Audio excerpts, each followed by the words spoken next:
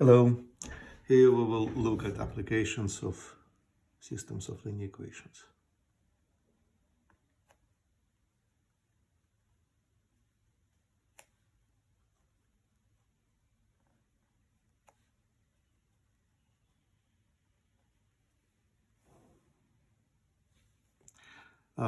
First application will be to determine the flow in a network.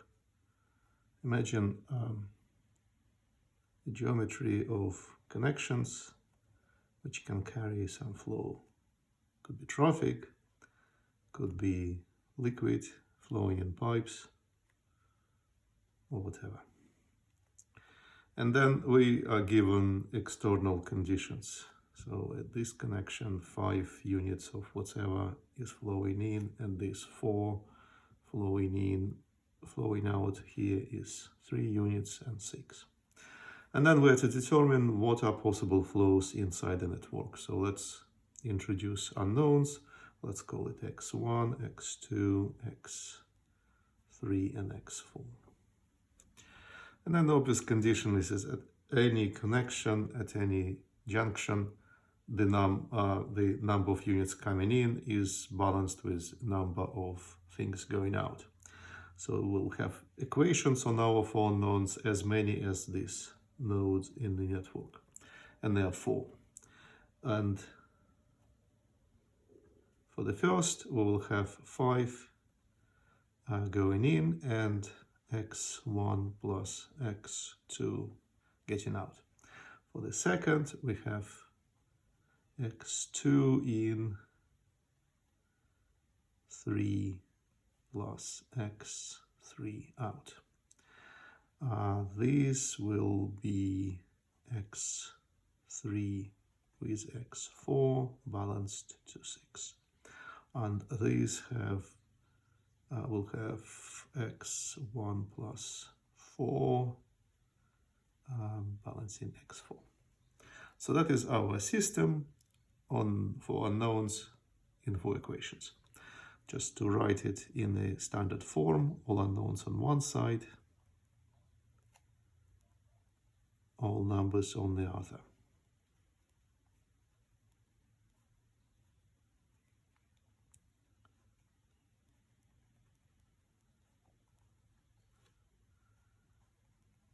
x1 without x4 being equal to -4. So that is a system of linear equations written in more or less standard form. And it is ready for being solved using Gauss's algorithm. So all we need to do as the first or even 0 step of Gauss' algorithm is to write it as an extended matrix. Get rid of all the unnecessary information. The extended matrix in the bulk will have coefficients for our unknowns. In the first equation, we have x1 with coefficient 1, x2 with coefficient 1, and no x3, neither x4, meaning that there will be 2 zeros in the first line, and then in the extended part, the number is 5. The second equation starts with x2, and then x3 with negative sign, no x4, 3 on the right. The third equation has no x1 and no x2, and has x3 and x4 coming with plus signs both.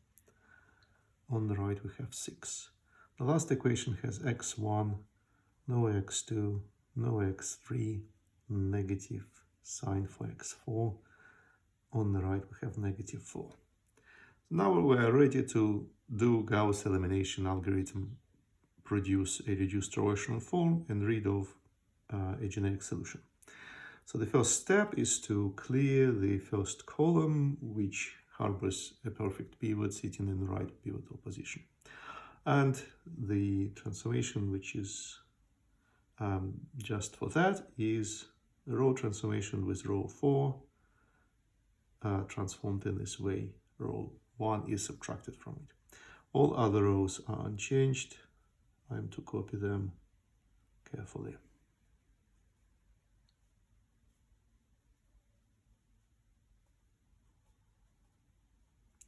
And in the last row, I will have 0 as desired, and then this 1 will create -1 in the second position. All other positions are unchanged because of zeros above them.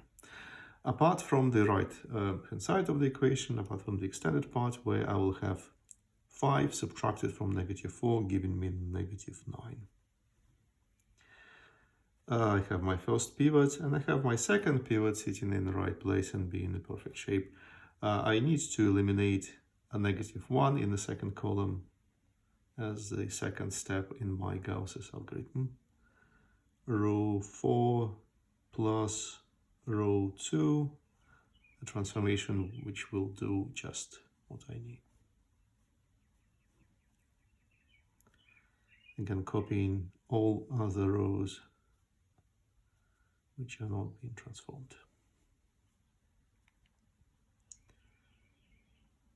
So I'll have 0 here, and then -1 will drop down to here. I'll have another -1 original, and then I'll have -9 on the right. So at this step I have my 3 pivots, and then this has to go, and the row addition is the mean. Row 4 plus row 3 will just eliminate this pesky -1 under the third pivot.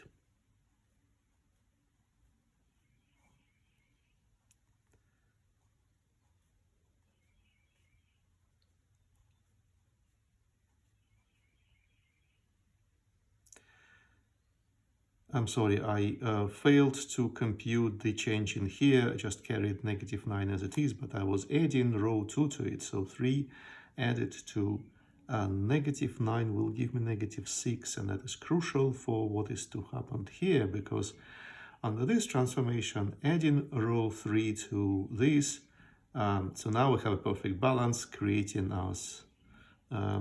zeros everywhere in the last row. And that is a solvable case. So now we are in the row echelon form, and it is a solvable row echelon form. The equation where we have all zeros on the left has 0 on the right, so no contradiction. That means that we will have solutions, we'll have infinitely many of them, because we'll have one free variable which complements our 3 pivots. So this free variable, namely x4, will be whatever we like to make it. And then all other flows, x1, x2, x3, will be determined.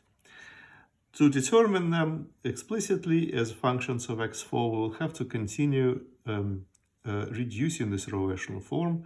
Now we'll have to create zeros above every pivot starting from the last, from the third one.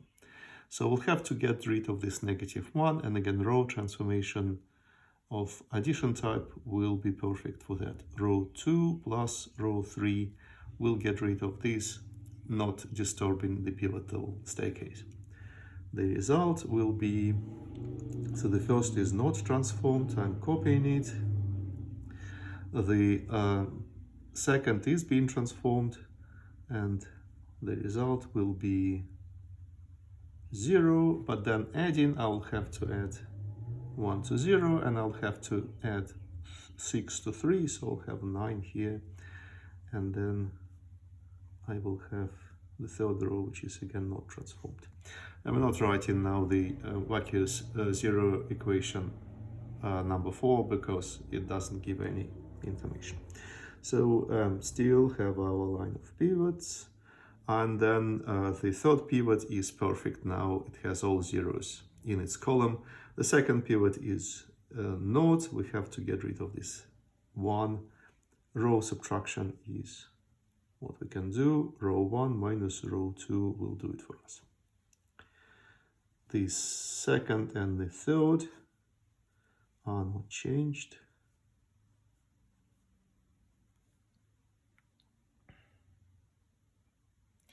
And subtracting, we will have 1 unchanged, we'll have 0 here, 0 here, and then -1. And then on the right, 5 without 9 will give us -4. So that is the reduced row echelon form. It has 3 pivots and it has 1 free variable, and then in each equation we only have 1 pivot and a free variable, 1 pivot and a free variable. So if we write these equations, we'll have x1 without x4 being -4, x1 plus x4 balanced to 9, x3 plus x4 being 6.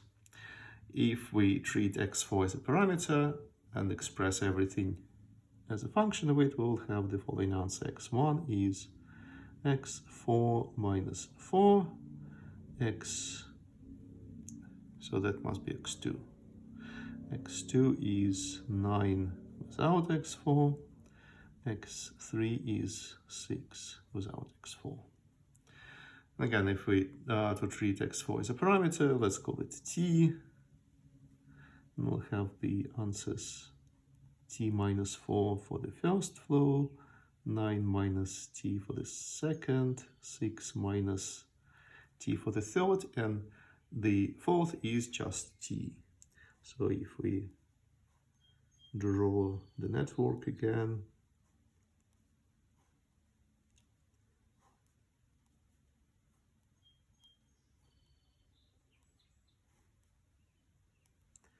and the label the extreme flows, and then here's t. x1 is t without 4, 9 minus t here, 6 minus t here. We could check that the balance at every node of the network is perfect. So here we'll have the sum of this and this has to be 0. So it has to match 5.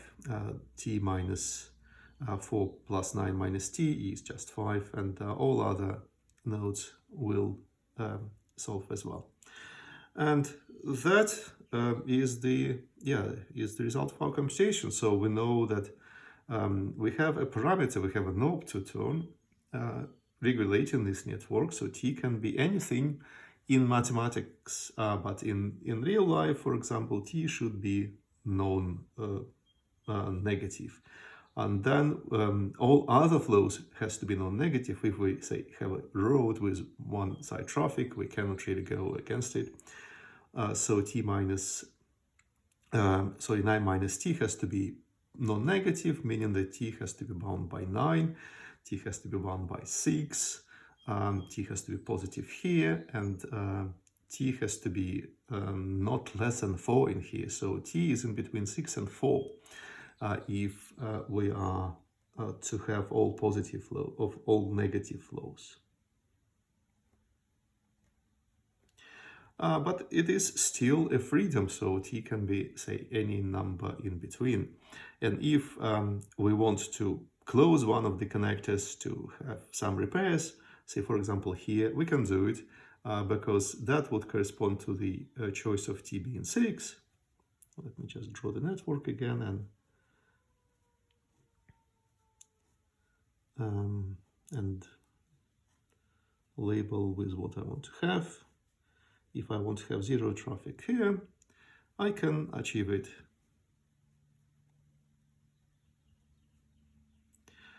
Because that corresponds to the value t being 6, which is in the allowed range.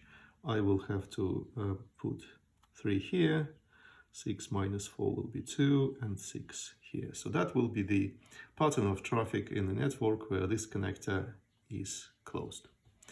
And that is it for the example here. See you later.